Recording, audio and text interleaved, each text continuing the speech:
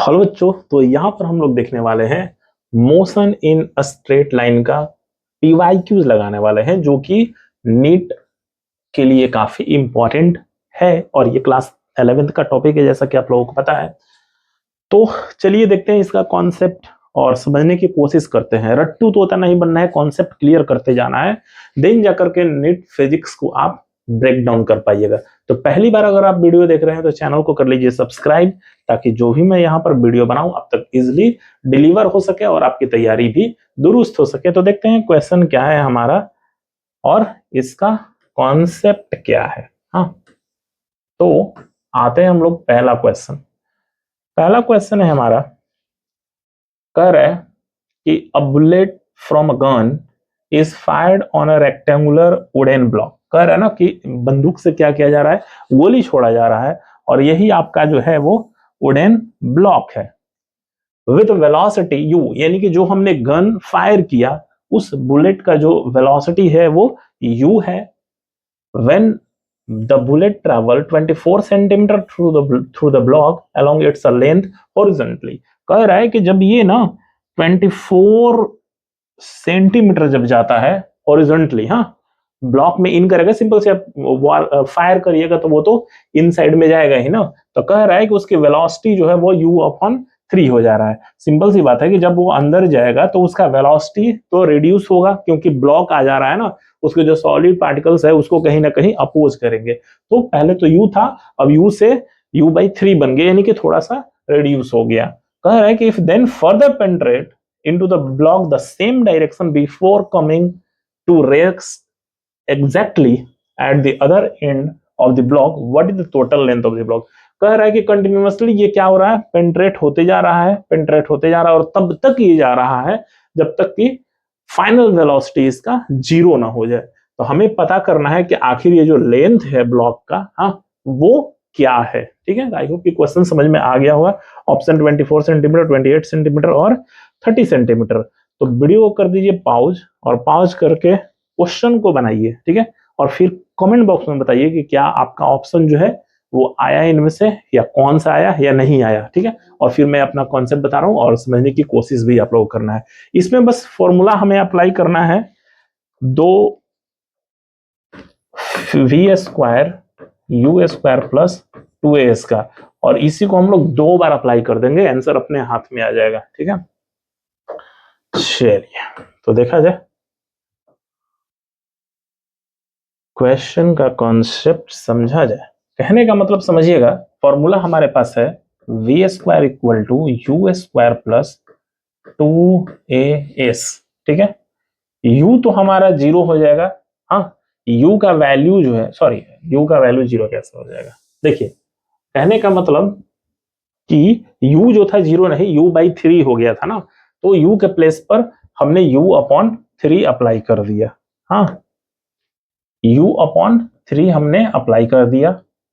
अब 2as है हमारे पास, तो 2a, अब ये कहिएगा कि 0.24 कहां पर आया, तो 24 सेंटीमीटर था वो पहली बार में, तो इसको 100 से डिवाइड देकर के मीटर में कन्वर्ट कर लिया, तो आ गया 0.24 मीटर। ठीक है, तो ये हमने u/3 लिख दिया, और ये u है तो हमने u लिख दिया, और ये तो 2 इंटू 24 तो 48 आ गया। ठीक है, थोड़ा सा नीट एंड क्लीन किया जाए। अब आगे की स्टेप, आगे का स्टेप ये है कि u/3 का जब स्क्वायर कीजिएगा तो u का स्क्वायर u², और 3 का स्क्वायर तो ये हो गया 9, u² है तो u², और ये मल्टीप्लाई करके आ गया 48, 0.48 a। अब हमने क्या किया कि ये वाले पार्ट को हमने एक साथ कर दिया। थोड़ा ध्यान दीजिएगा, u²/9, u को लेफ्ट साइड में लेंगे, और ये तो ठीक है, इसको पॉजिटिव बना देते हैं 0.48। कंफ्यूज मत होइएगा, क्योंकि इसी को हमने राइट साइड भेज दिया तो वो पॉजिटिव हो गया। अब देखिए, इसका एलसीएम अगर फाइंड आउट किया जाए तो u² और ये हो जाएगा 9u², 0.48a। ठीक है, अब इसका भी आ जाएगा -8 u²/9। अब पता चल गया होगा, तो इसमें माइनस था तो ये दोनों डायरेक्ट हमने लिख दिया। ठीक है, अब देखिए ये 8 से कट गया 6 बार में, 0.6 बार में, और ये 9 9 6 54। तो देखिए ये वैल्यू आ गया 9 6 54 और यू स्क्वायर है तो यू स्क्वायर। अब इसको फाइनल कहने का मतलब कि हम लोग लिख सकते हैं क्या, ए का वैल्यू जो है वो यू स्क्वायर अपॉन 0.54 हमारा ये एक्सेलरेशन निकल गया। हाँ, जो बुलेट हमने फायर किया उसके लिए। अब सेकंड पार्ट में अगेन हम लोग सॉल्व करेंगे, क्योंकि इस समय क्या कर रहा है कि तब तक आपको उसका फाइंड करना है जब वो वेलोसिटी 0 हो जाए, यानी कि v की वैल्यू के लिए हम लोग 0 लगा लिए। ठीक है, अब इस बार जो यू स्क्वायर था वही वैल्यू बन गया भी स्क्वायर। ठीक है, तो हमने भी 1 का स्क्वायर लगा दिया और ये है 2as, चूंकि वहां पर s1 यूज किया था हमने तो यहाँ पर s2 हम यूज कर दे रहे हैं। तो यहां पर भी u अपॉन 3 का स्क्वायर ये वाला वैल्यू, और देखिएगा 2 है तो 2, a का वैल्यू हम लोग निकाले हैं यू स्क्वायर और ये 0.54 और s2 है तो s2, s1 का वैल्यू निकल चुका है 24, s2 का वैल्यू निकालना है, बस दोनों को ऐड कर देंगे तो हमारा फाइनल लेंथ जो है पता चल जाएगा कि वो ब्लॉक का क्या है। अब इसको अगर सॉल्व किया जाए तो ध्यान दीजिएगा क्या आएगा, तो यू स्क्वायर और अपॉन 9 तो हमने लिख दिया।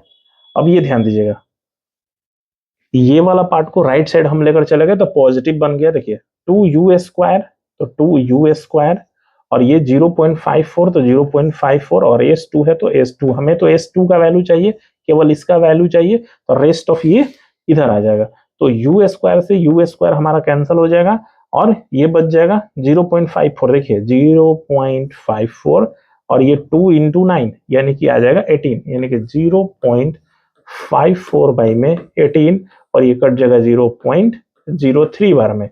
अब इसको सेंटीमीटर में चेंज करिएगा तो 3 सेंटीमीटर आ जाएगा। तो पहले 24 सेंटीमीटर तो वो गया ही था और बाद में 3 सेंटीमीटर और चल गया, तो दोनों को ऐड कर दीजिए तो 27 सेंटीमीटर और ये है ऑप्शन नंबर डी। तो आई होप कि इस क्वेश्चन का कॉन्सेप्ट जो है समझ में आया होगा।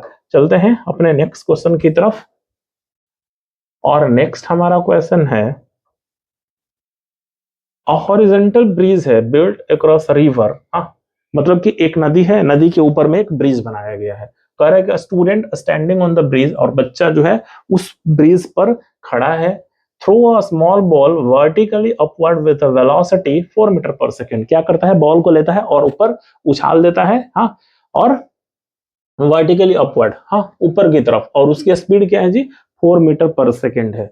कह रहे कि the ball strike the water surface after 4 second. Simple सी बात है, ऊपर फेंकता है तो डायरेक्ट तो नीचे नहीं जाएगा, 4 सेकंड के बाद क्या आ रहा है कि ऊपर से फिर नीचे आ जा रहा है, यानी कि 4 सेकंड के बाद फिर से वो क्या कर रहा है, पानी के सरफेस पर टकरा रहा है। तो हमें पता करना है find the height of the bridge, यानी कि नदी के जो पानी सरफेस है, वाटर सरफेस है, वहां से हाइट का जो है डिस्टेंस क्या है, यानी कि हाइट क्या है अबव द वाटर सरफेस, और जी का वैल्यू जो है 10 मीटर पर सेकेंड। ऐसे तो ए यानी कि जी तो 9.8 मीटर पर सेकेंड होता है, लेकिन एग्जाम में कभी कभी क्या करता है ना कि उसको 10 बनाता है। जब आपको कॉम्प्लेक्स बनाना होगा तो 9.8 दे देता है, और थोड़ा सा आपके ऊपर दया करना होता है ना तो उसको 10 कर देता है। तो यहाँ पर भी आपके लिए समझिए कि दया किया हुआ है। हाँ, तो देखते हैं, और ऑप्शन आप लोग देख लीजिए, 60 है, 64 है, 68 है और 56 है। आंसर पता है 64 है। वीडियो को पॉज करके आप बनाइए और आंसर कमेंट में कीजिए कि कौन सा आंसर सही है और आपका आया या नहीं आया। चलिए देखा जाए कौन सा क्वेश्चन के कॉन्सेप्ट को। बड़ी आसान सा फॉर्मूला बेस्ड क्वेश्चन है। मैक्सिमम हाइट पहले निकाल लिया जाए कि मैक्सिमम हाइट वो क्या है। हाँ, मैक्सिमम हाइट के लिए फॉर्मूला होता है v square upon 2g। V का वैल्यू था 4 तो 4 का स्क्वायर हो जाएगा 16 और 2g यानी कि 2 इंटू हो जाएगा 10 तो 2 से कट गया 8 बार में, डिवाइड दे दीजिएगा तो 0.8 मीटर ये आ गया। अब time to return the bridge, अब ऊपर जो फेंका मैक्सिमम हाइट तो हमने निकाल लिया, अब वहां से पहले ब्रिज तक ले चलिए, तो ब्रिज तक की, तो उसके लिए भी सेम फॉर्मूला। टाइम क्या लगा, तो टाइम के लिए फॉर्मूला होता है 2v प्लस 2v अपॉन जी, तो 2 और v और अपॉन g, यानी कि 2 इंटू 4 बाई में 10, ये कट जाएगा 5 बार में 0.8 सेकेंड के बाद वो रिटर्न आ जाएगा ब्रिज पर। चलिए नेक्स्ट, अब time falling from the highest point two the water, highest point से जो है अब वाटर तक देखते हैं कि क्या हमारा टाइम लग रहा है। तो सिंपल सा था 4, हाँ, और ये वैल्यू तो आया ही था ये 0.8 और अपॉन में कर देते हैं 2, सिंपल सा। तो ये आ जाएगा 2 4 जा यानी कि 3.6 सेकेंड।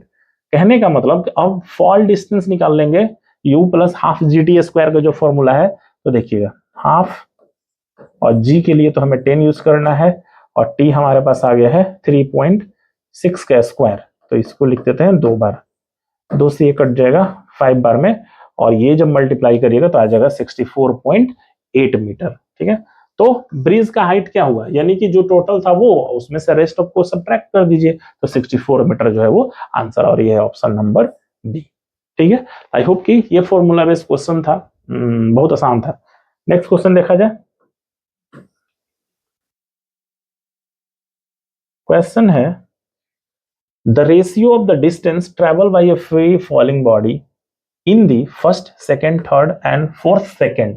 कह रहे हैं ना कि रेशियो हमें निकालना है distance free falling body. Free falling body क्या है कि आप किसी भी हाइट से दो बॉडी को, मतलब कि ग्रेविटी, हालांकि ग्रेविटी में भी सेम होता है और विदाउट ग्रेविटी भी सेम होता है। वैक्यूम में भी करिएगा तो दोनों ऑब्जेक्ट नीचे ही गिरेगा, और ऐसे भी ग्रेविटी में अगर सिंपल सा ये घर पर करिएगा ना, एक ले लीजिए पाउच, मतलब कि पेन का जो पाउच होता है वो ले लीजिए और पेन लीजिए, दोनों को एक साथ गिरेगा, दोनों को दोनों ने नीचे सरफेस पर एक साथ गिरेगा। तो यही बोल रहा है कि first second, second second, third second और फोर्थ सेकंड में क्या रेशियो निकल कर आएगा। इसका एक सिंपल सा फॉर्मूला होता है कि जो वो टाइम इंटरवल जाता है वो ना ऑड ऑड को फॉलो करता है, ऑड इंटरवल को, 7। तो यही वाला आंसर होगा, बाकी किसी में भी ऑड है ही नहीं, तो ये दिमाग में रखिएगा। वैसे फिर भी मैं इसका जो है कॉन्सेप्ट समझा दे रहा हूं आप लोगों को कि क्या होगा। देखिए सिंपल सा फॉर्मूला है हाफ जी टी, यानी कि ये देखिए फॉर्मूला है एस एन के लिए, u plus half g two n minus 1। तो बारी बारी से हम लोग चेक कर लेंगे 1 2 3 और 4 के लिए। तो n इक्वल टू 1 के लिए अगर हम लोग चेक करेंगे तो देखिए u तो 0 हो जाएगा, सिंपल सी बात है, तो u खत्म, हाफ और g 2n, तो 2 इंटू 1 माइनस 1, तो 2 इंटू 2 और इंटू 1, तो 1 यानी कि g1 यानी कि हो जाएगा g/2, और ये निकालेगा तो 3g/2, और ये 5g/2 और ये 7g, तो सबका कट जाएगा ये वाला पार्ट, g/2 तो बचा कितना, 1 बचा, इसका 3 बचा, इसका 5 बचा और इसका 7 बचा, तो वैसे भी ये आ जाएगा। तो दिमाग में यही रखिए कि जब भी फ्री फॉलिंग बॉडी का कंडीशन हो और टाइम इंटरवल पर कोई भी बॉडी अगर गिराया जाता है तो ऑड इंटरवल होता है। नेक्स्ट क्वेश्चन हम लोग देखेंगे। क्वेश्चन है a car start from rest, तो यू का वैल्यू ऐसे ही हो गया 0, accelerate 5 metre per second square. अब कह रहा है कि at 4 second a ball is dropped out window by a person sitting in the car. कह रहा है कि कार जा रहा है 5 मीटर पर सेकंड स्क्वायर के हिसाब से, और हो क्या रहा है कि उसमें एक बैठा बंदा जो है कार हाथ निकाल करके बॉल को जो है वो ड्रॉप कर रहा है, छोड़ रहा है। तो कह रहा है कि what is the velocity, velocity क्या होगा और एक्सेलरेशन क्या होगा आफ्टर 6 सेकंड। कहने का मतलब वो कार के स्टार्ट होने के 4 सेकंड के बाद बॉल गिराता है, और आपसे पूछ रहा है कि 6 सेकंड के बाद, यानी कि 2 सेकंड का गैपिंग आ रहा है, तो 6 सेकंड, एक बार 4 पर निकाल लेते हैं, एक बार 6 पर निकाल लेते हैं, दोनों को सब्ट्रैक्ट करके आंसर ला देंगे। ऑप्शन कुछ है यहाँ पर, वीडियो को करिए पॉज और बनाने की कोशिश कीजिए और कमेंट बॉक्स में कीजिए कि आपसे बना या फिर नहीं बना। अब देखिए क्वेश्चन का सॉल्यूशन बहुत आसान है। कह रहा है कि कार की वेलोसिटी निकाल लेते हैं, यानी कि 4 सेकंड के बाद वो बंदा जो है गिराया था। तो सिंपल सा फॉर्मूला क्या होता है ji, v equal to u plus a t. तो u तो 0 था और एक्सेलरेशन हमारा क्या था जी 5 मीटर पर सेकंड, और टाइम 4 सेकंड था, तो ये आ गया 20 मीटर पर सेकंड, ये वाला। ठीक है, अब बॉल लिव द विंडो, अब बॉल छोड़ रहा है, तो बॉल, तो उसके लिए भी तो ए टी, यू तो 0 हो जाएगा, और बाकी का ये ए टी एक्सेलरेशन 10 था ही, और ये हो जाएगा 2, यानी कि ये भी 20 मीटर पर सेकंड आ गया। ठीक है, आगे चलते हैं। अब after release no horizontal force on the ball, यानी कि कह रहा है कि जब वो रिलीज किया हॉरिजॉन्टल, तो ऐसा नहीं कि वो डायरेक्ट जो है ना वो गिर जाएगा, कुछ ट्रैवल कर जाएगा। तो टाइम हमें कितना दिया है 6 सेकंड। ये तो 20 मीटर पर सेकंड हम लोग निकाल लिए। कह रहा है कि vertically ball freely under the gravity, यानी कि जी इंटू टी, सिंपल सा बात है, u का वैल्यू 0 हो जाएगा, तो at या फिर gt, तो a का है ही, और ये 6 आया था और 4, तो यानी कि 2 का गैपिंग आया, तो ये हो जाएगा 20।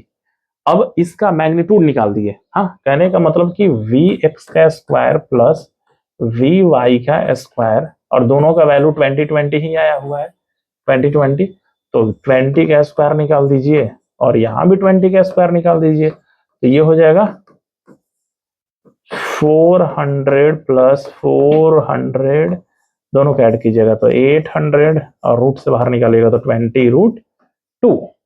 ठीक है, और सिंपल सा अब आंसर जो है हमारा आ गया, यानी कि ये स्पीड था हमारा और एक्सेलरेशन निकालिएगा तो वो 10 हो जाएगा जो था भाई। आई होप कि ये जितना भी क्वेश्चन हमने बताया सबका कॉन्सेप्ट जो है क्लियर हो गया होगा। अगर वीडियो अच्छा लगा तो इसे लाइक कीजिएगा, चैनल पर नहीं है तो विद्या आपको सब्सक्राइब कीजिएगा और जिसको जरूरत है शेयर भी कीजिएगा। मिलते हैं हम लोग इसी के अगले पार्ट में, तब तक के लिए धन्यवाद।